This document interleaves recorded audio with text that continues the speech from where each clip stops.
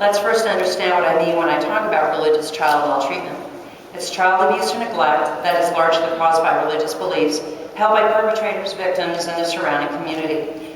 Some examples include justifying abuse with religious texts or doctrine, taking advantage of one's religious status to overpower children and procure their silence, terrorizing children with religious images, such as a punitive God or eternal damnation, indoctrinating children with religious dogma and exposing them to a very narrow worldview, failing to provide needed medical care due to beliefs about faith healing and intervention, neglecting child safety and complying with the religious culture's norms and beliefs, such as the failure to report abuse. There are many religious beliefs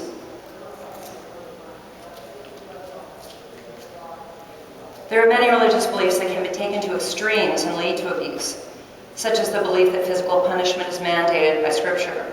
There's a current case making its way through the courts in Wisconsin in which 8 members of the Alethea Bible Church have been charged with child abuse. They're alleged to have beaten children with dowels and rods, some victims as young as infants. These alleged beatings are supposedly based on the church's belief that the Bible requires parents to use what Scripture refers to as the rod. Last week, a father in the church was sentenced to a year in prison for not only physically abusing his kids, but causing his teenage son mental trauma after he confined him to his room for a month because the boy committed the sin of selfishness by having feelings of fear. Many religious institutions and groups consider it their duty to protect their people from scandal as a way to protect the purity of the religious culture and prevent it from being persecuted. The problem with these dictums is that religious leaders and others will do all they can to avoid letting outsiders know about problems in the culture, including child maltreatment. In this way, protecting the image of a faith or group is paramount, and preserving child safety takes a back seat. Taking just one example, powerful rabbis in Orthodox Jewish communities have consistently warned members not to report child abuse allegations to police.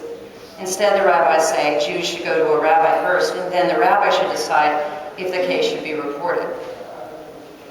In handing out this instruction, the rabbis are complying with a dictum of Jewish law, known as Masira, which forbids Jews from reporting on other Jews to secular authorities, and something called Lashon Hara, which is gossip or talking badly about another Jew, even if the information is true. The death of Levi Kletsky in Brooklyn called into question the wisdom of adhering to this kind of dogma. Another example of institutions fearing scandal concerns the Roman Catholic Church. The Vatican, like Orthodox Jewish leaders, also has tried to keep cases of child sexual abuse within the Church, although public pressure in light of the abuse scandals has led the Pope and other leaders to soften on these positions. I was, however, struck by the latest rules issued by the Holy See regarding the handling of these cases. The rules, which were issued last May, stress that abusive clerics should not be returned to public ministry, not only to keep them away from minors, but also to avoid scandal for the community.